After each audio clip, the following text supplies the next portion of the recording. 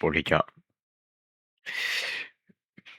je vais présenter un sujet philosophique qui me tient à cœur. Vous voyez les gars, moi je vais vous dire concrètement quelque chose, voilà. La nature humaine est violente, voilà. Sans hésiter, il nous dit pour rien. Vous savez, depuis que nous existons, l'homme préhistorique vit dans un monde hostile, voilà. Il y a des ressources limitées, voilà. Une disponibilité limitée, donc ce qui veut dire qu'il y a une compétition pour survivre, voilà. La violence historiquement a toujours été utilisée pour survivre, voilà. Comme on dit, le mal a souvent été utilisé pour le fait de survivre, voilà, simplement. Que ce soit pour éliminer des rivales, voilà, ou chasser horriblement sur des kilomètres des animaux qui n'ont rien demandé, voilà, simplement. On peut dire qu'à cette époque-là, tuer des liens bien animales, c'est seulement quelque chose qui est de fonctionnel. Ainsi, on peut dire que la violence est née avant la loi, avant la morale ou avant même le langage.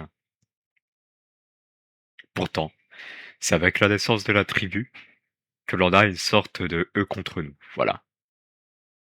Lorsque les premiers groupes humains sont apparus, ces premiers groupes humains ont commencé à s'entretuer, voilà. Sûrement les Homo sapiens avec les Néandertaliens, voilà. Il faut savoir d'ailleurs que l'homme de Néandertal était largement plus fort que l'Homo sapiens aujourd'hui, voilà, vu qu'une femme de cette espèce peut soulever environ 160 kilos. Et pourtant, premier mécanisme de déshumanisation, on tue pour protéger, voilà. L'autre n'est pas humain, comme on dit, hein. C'est un petit peu comme dans les jeux vidéo, vous voyez? Tout simplement, on tue pas des humains, mais on tue des ennemis, on neutralise des cibles, voilà. C'est la nuance qui est faite, voilà. C'est un mécanisme qui a toujours été très ancien, voilà. Mais pourtant, c'est avec la naissance de grands empires,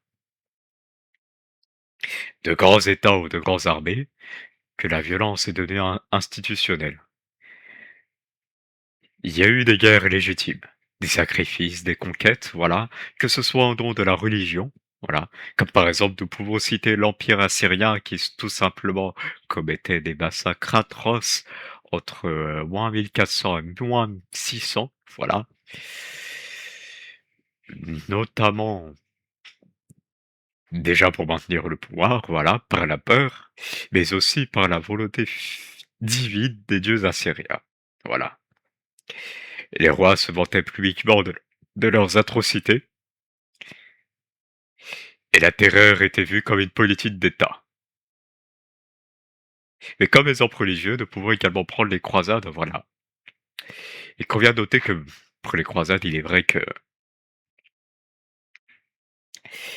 que pour les croisades, l'histoire est un petit peu plus compliquée, voilà. Il faut savoir que les Selçoukides ont tout simplement envahi Jérusalem, voilà, ce qui a provoqué des rations du pape Urbain, il me semble que c'était son nom, voilà.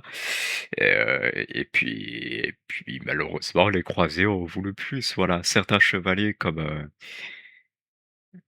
Reynard de Châtillon, voilà, ont tué, estropié gratuitement des marchands arabes ou musulmans, voilà. On peut dire que même si le but des croisades n'était pas l'avidité, voilà, les nobles ne se sont pas gênés, voilà, simplement. Nous pouvons également citer les sacrifices humains chez les Aztèques. Violence, sacrifice de masse, justification au nom de nourrir les dieux, voilà, pour maintenir l'ordre cosmique, comme on dit, voilà. C'est-à-dire que la violence devient presque sacrée, voilà. Aussi, nous pouvons également parler des conquêtes musulmanes, voilà. Ceux qui étaient conquis avaient le statut de citoyens de seconde zone, voilà, c'est-à-dire qu'ils valaient moins qu'un citoyen musulman, voilà. On peut dire que c'était un petit peu une sorte d'expansion de l'humain, pardon, avec saupoudré de volonté divine et d'ordre religieux, voilà. De pouvoir à ce fait citer l'Empire ottoman, voilà, qui tout simplement, bah, ont commis beaucoup de massacres, voilà.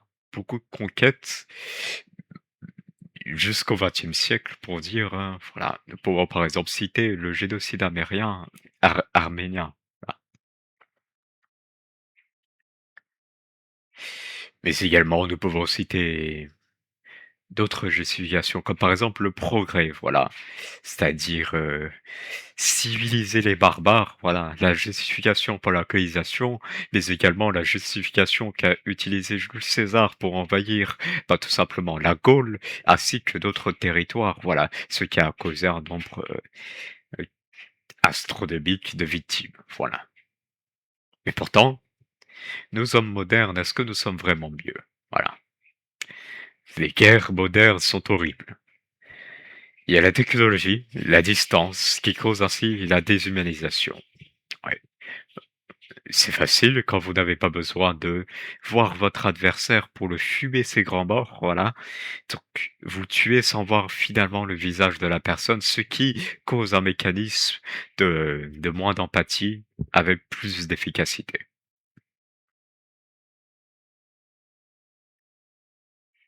Parce qu'appuyer sur une gâchette virtuelle ou réelle active les mêmes logiques. Contrôle, domination et suppression de la menace. Voilà. Mais la violence est-elle toujours synonyme de physique? Voilà. Je vais vous dire quelque chose. L'être humain est fragile, que ce soit physiquement ou mentalement. Voilà. Toutes les formes de violence sont équivalentes. Et je vais vous dire l'une des violences invisibles du monde moderne qui est terriblement répandue aujourd'hui, c'est la violence morale. Harcèlement, humiliation, exclusion, discours moralisants. On peut dire qu'actuellement, les mots sont aussi tranchants que des épées aiguisées. Voilà.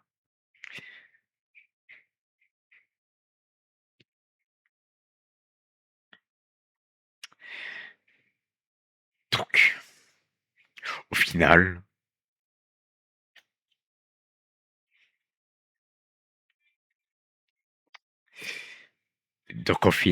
les mots, ils remplacent les armes. Les mots remplacent les armes. On n'a pas besoin, pour détruire quelqu'un, nous n'avons pas besoin de lever la main. Vous verrez par les états qui arrivent tout simplement à ceux qui étaient harcelés, soit le suicide, voilà, ou sinon ils finissent par devenir eux-mêmes mauvais. Voilà. Mais nous pouvons également citer une guerre invisible, voilà, qui est très d'actualité aujourd'hui, que je vois très répandue sur mon cercle social, voilà, c'est-à-dire la guerre des sexes. Voilà, simplement. C'est un conflit moderne, sans armes. Il y a des luttes de pouvoir, des blessures historiques, notamment pour les femmes, voilà.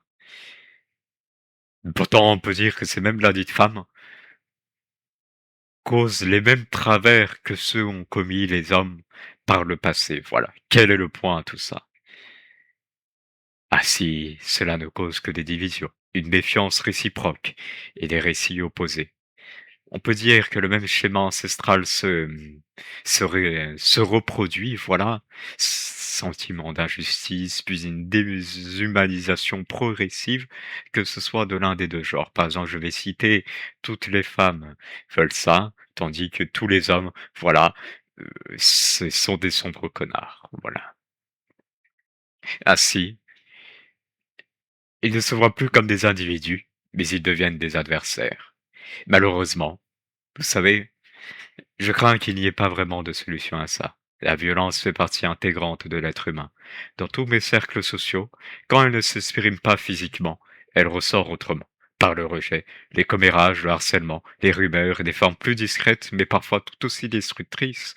Je me souviens d'une fille qui disait que si on interdisait les armes, l'humanité deviendrait plus pacifique. Avec le recul, je trouve ce discours bien naïf. La première arme de l'homme préhistorique, c'était une pierre ramassée par terre. Les armes ne créent pas la violence, elles ne font que lui donner une forme. Alors non, je crois qu'il n'y ait pas de point final, ni de solution miracle. Il n'y a que des détours ou des hésitoires, des façons de transformer cette violence plutôt que de la supprimer. On peut citer les sports de combat, les jeux vidéo ou l'art, ce qui permet de sortir ce qui bouillonne en nous. Peut-être que l'humanité ne progresse pas en devenant moins violente, mais en apprenant où et comment elle libère cette violence.